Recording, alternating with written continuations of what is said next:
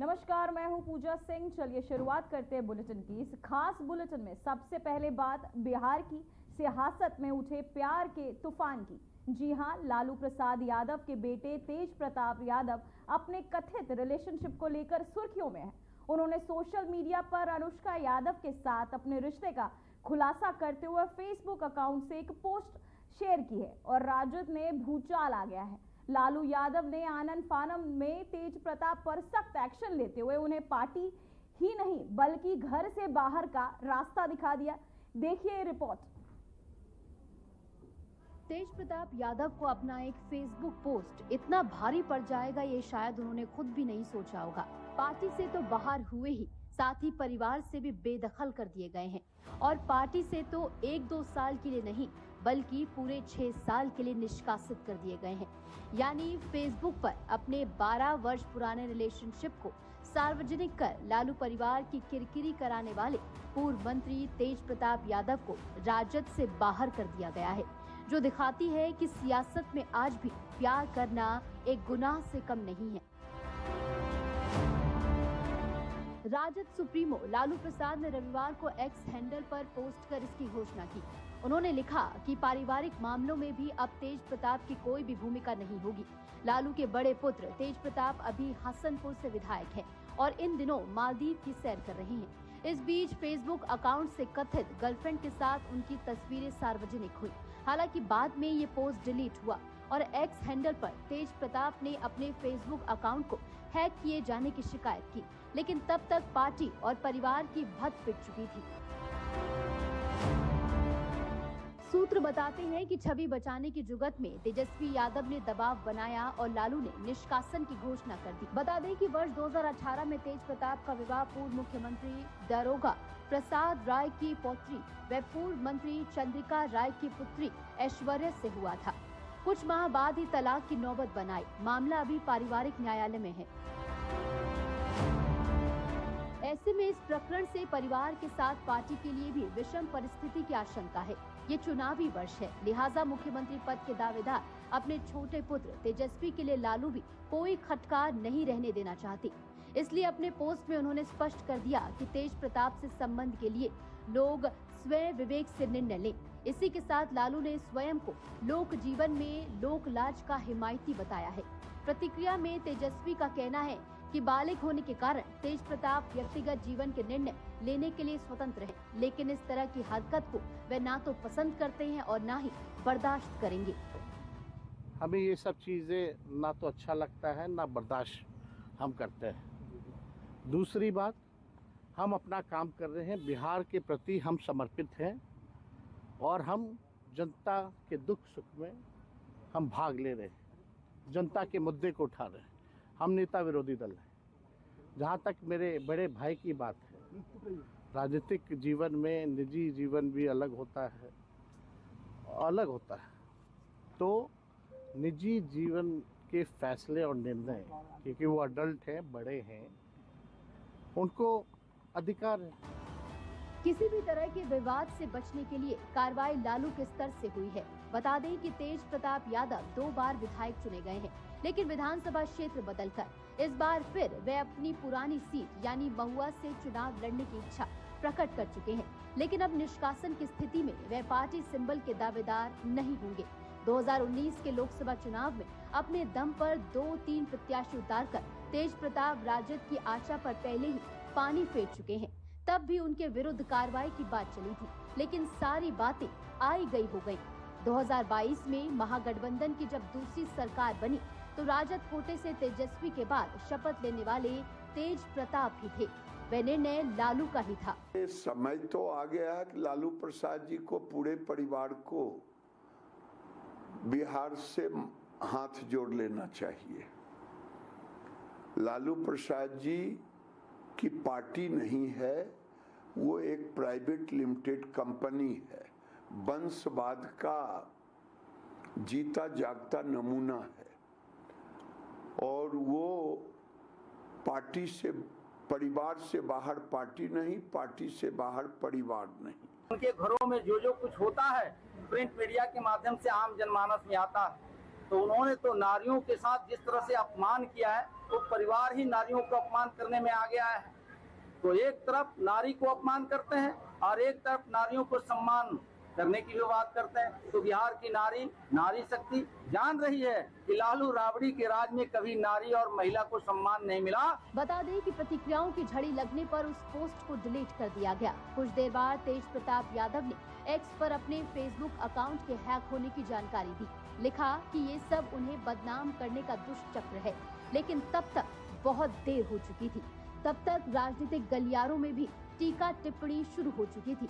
बहरहाल अब देखना बेहद दिलचस्प होगा कि इस भूचाल के बाद बिहार की सियासत में आखिर आगे क्या होता है। Bureau report, RNTV।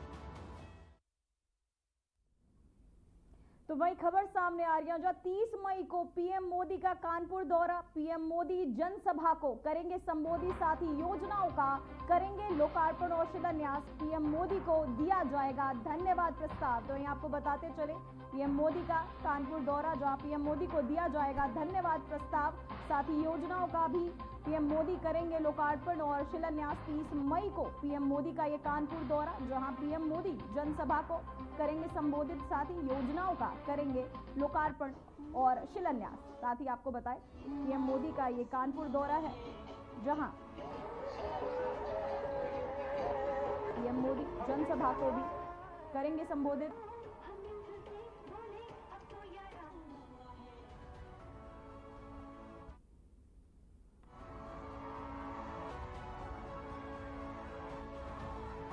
ये बहुत खास पीएम मोदी का कानपुर दौरा, जहां ऑपरेशन सिंदूर को लेकर सफलता पर पीएम मोदी को का धन्यवाद भी दिया जा सकता है। को बताते चले, प्रधानमंत्री मोदी 30 मई को कानपुर आगमन की तैयारियों का साथ ही जायजा लेने के लिए प्रमुख सचिव और डीजीपी आज शहर आएंगे। साथ ही आपको बताएं, 30 मई को पीएम मोदी का ये कानपुर दौरा बहुत ही खास हो सकता है। भारत की सुरक्षा नीति को लेकर लंबे समय से एक बड़ा सवाल बना हुआ है। सवाल यह है कि चीन और पाकिस्तान में से भारत का सबसे बड़ा दुश्मन आखिर कौन है। अमेरिका की खुफिया agency defence intelligence agency DIA की ताजा वर्ल्ड थ्रेट असेसमेंट रिपोर्ट में इस सवाल का जवाब अब साफ हो गया है। सवाल ये कि भारत का सबसे बड़ा दुश्मन आखिर कौन है। पाकिस्तान, जो वर्षों से आतंकवाद और सीमा पार हमलों के लिए जाना जाता है, या फिर चीन, जो लगातार अपनी सैन्य और परमाणु ताकत बढ़ा रहा है और भारत से कई मोर्चों पर टकराव में। देखिए इस पर हमारी एक रिपोर्ट। पाकिस्तान को लेकर दशकों से केंद्रित रही भारत की विदेश और रक्षा नीति अब एक नए मोड़ पर है, जिसका जिक्र हम आगे करने जा रहे हैं। हम बताने जा रहे हैं कि भारत का असली दुश्मन आखिर कौन है। वैसे तो शायद आपको पता हो, अगर आपको नहीं पता तो आपको अमेरिकी रक्षा खुफिया एजेंसी यानी कि DIA की हालिया रिपोर्ट को जानना होगा, जिसके अनुसार भारत ने अब अपनी रणनीतिक प्राथमिकताएं बदल दी हैं और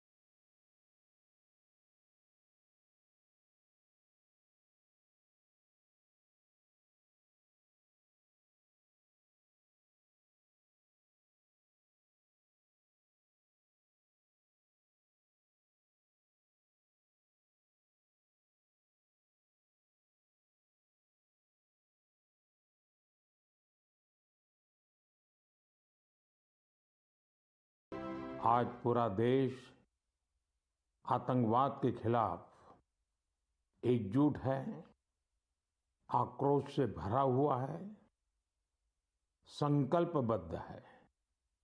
आज हर भारतीय का यही संकल्प है, हमें आतंकवाद को खत्म करना ही है। साथियों, ऑपरेशन सिंदूर के दौरान हमारी सेनाओं ने जो पराक्रम दिखाया है, उसने हर हिंदुस्तानी का सिर ऊंचा कर दिया है। जिस प्रिसीजन के साथ, जिस सटीकता के साथ हमारी सेनाओं ने सीमा पार के आतंकवादी ठिकानों को ध्वस्त किया, वो अद्भुत है। ऑपरेशन सिंदूर ने दुनिया भर में आतंक के खिलाफ लड़ाई को नया विश्वास और उत्साह दिया है। साथियों, ऑपरेशन सिंदूर सिर्फ एक सैन्य मिशन नहीं है, ये हमारे संकल्प, साहस और बदलते भारत की तस्वीर है। और इस तस्वीर ने पूरे देश को देशभक्ति के भावों से भर दिया है, तिरंगे में रंग दिया है। आपने देखा होगा, देश के कई शहरों में, गांवों में, छोटे छोटे कस्बों में तिरंगा यात्राएं निकाली गई। हजारों लोग हाथों में तिरंगा लेकर देश की सेना, उसके प्रति वंदन अभिनंदन करने निकल पड़े। ऑपरेशन सिंदूर ने देश के लोगों को इतना प्रभावित किया है कि कई परिवारों ने इसे अपने जीवन का हिस्सा बना लिया है। बिहार के कटिहार में, यूपी के कुशीनगर में और भी कई शहरों में उस दौरान जन्म लेने वाले बच्चों का नाम सिंदूर रखा गया है। साथियों, हमारे जवानों ने आतंक के अड्डों को तबाह किया।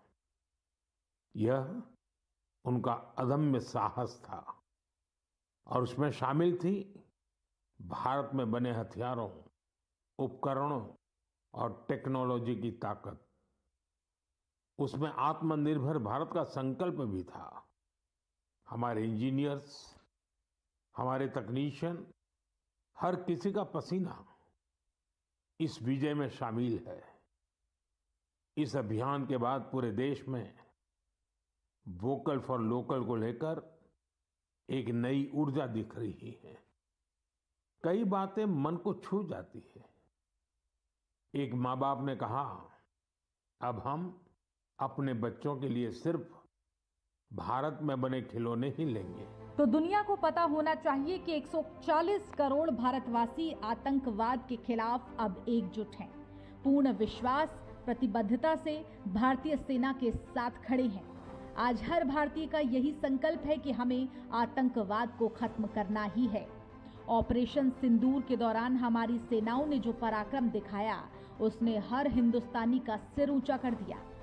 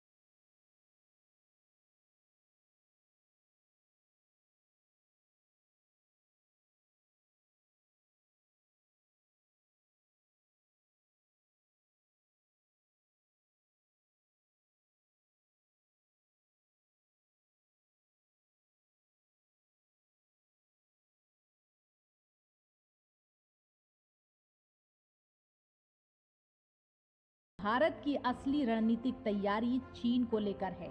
यही स्थिति और यही हालात भारत की रक्षा नीतियों के रुख में एक महत्वपूर्ण बदलाव को दर्शाते हैं। वैसे तो जगजाहिर ये भी है कि चीन के साथ भारत का सीमा विवाद वर्षों से चला आ रहा है। खास तौर पर अगर हम देखें तो लद्दाख क्षेत्र में भले ही अक्टूबर 2024 में डिसएंगेजमेंट पर समझौता हुआ, लेकिन ये विवाद अभी थमा नहीं है। सिर्फ एक रणनीतिक विराम है ये। ऐसे में भारत की रक्षा कूटनीति और चीन को संतुलित करने की योजना तैयार है। यानी भारत अपनी मेड इन इंडिया नीति को 2025 में और भी तेजी से लागू कर रहा है, जिससे हथियार निर्माण में आत्मनिर्भरता भारत में बढ़े और विदेशी आपूर्ति श्रृंखलाओं की निर्भरता कम हो जाए। इसके साथ ही भारत हिंद महासागर क्षेत्र और इंडो पैसिफिक में सैन्य अभ्यास, प्रशिक्षण और हथियारों की बिक्री के साथ साथ सूचना साझेदारी के जरिए अपने क्षेत्रीय साझेदारियों को और पुख्ता कर रहा है। क्वाड, एशियन और अन्य बहुपक्षीय समूहों में भी भारत की सक्रियता इस रणनीति का अहम हिस्सा है, जिससे चीन के प्रभाव को कम किया जाएगा और भारत की नेतृत्व भूमिका को आगे बढ़ाने में मदद मिलेगी। Bureau report, RNTV। तो ये बात साफ है कि भारत की सुरक्षा रणनीति अब पाकिस्तान से ज्यादा चीन को लेकर केंद्रित है। पाकिस्तान जहां अब भी सीमा पार आतंक और छिटपुट हमलों के लिए जाना जाता है, वहीं चीन एक बड़े व्यवस्थित और बहुआयामी खतरे के रूप में उभरा है। चाहे वो परमाणु शक्ति हो, सीमा विवाद, सामरिक विस्तारवाद या वैश्विक शक्ति संतुलन, ऐसे में यही कहा जा सकता है कि भारत का नंबर 1 दुश्मन अब चीन है, जो न केवल भारतीय रणनीतिकारों की सोच में दिख रहा है, बल्कि अमेरिकी खुफिया एजेंसी की रिपोर्ट में भी इसकी पुष्टि करता है।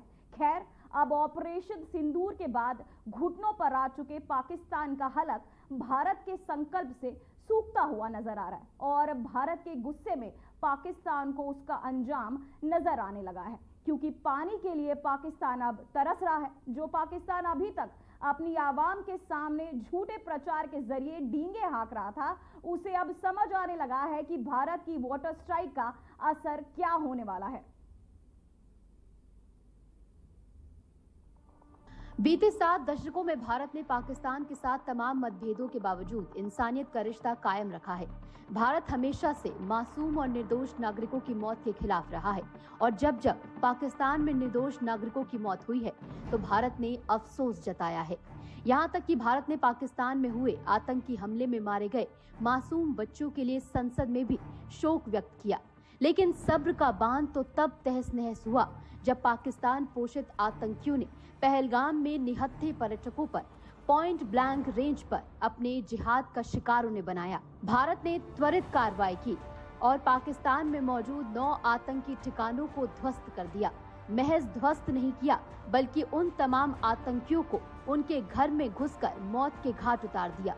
परिणाम स्वरूप भारत की जबरदस्त कार्रवाई में 100 से ज्यादा आतंकी मार गिराए गए। पाकिस्तान जो हमेशा से इस फितरत के साथ जीता आया है, अब उसे सुधरना होगा, नहीं तो भारत पाकिस्तान को बख्शने वाला नहीं है। ऑपरेशन सिंदूर के पहले हिस्से में ही पाकिस्तान चंद दिनों में घुटनों पर आ गया, लेकिन अभी भी ऑपरेशन सिंदूर खत्म नहीं हुआ है। जैसी तैयारी भारत ने की हुई है पाकिस्तान को सबक सिखाने के लिए, उससे ये तो तय है कि पाकिस्तान को डूब कर मरने के लिए चुल्लू भर पानी भी नसीब नहीं होगा। Recognizing the seriousness of this terrorist attack, the CCS decided upon the following measures. 1. The Indus Waters Treaty of 1960 will be held in abeyance with immediate effect until Pakistan credibly and irrevocably abjures its support for cross-border terrorism. Pakistan को अपनी रोटी थाली से जाती हुई दिखाई दे रही है। एक एक सांस लेने के लिए जिंदगी का साथ छूटता साफ नजर आ रहा है। भारत की मार से पाकिस्तान में ऐसी बौखलाहट है कि वहां की फौज आतंकवादियों की भाषा बोलने को मजबूर हो उठी है। यानी भारत के सिंधु समझौते निलंबन के फैसले ने ऐसी नस दबा दी है कि जिहादी फौज अपने होश खो बैठी है। पाकिस्तान के गीदड़ भपकियों को ना तो पहले भारत ने सीरियसली लिया है, ना ही वो अब ले रहा है। भारत ने पाकिस्तान में परेशानी की एक लंबी लकीर खींच दी है।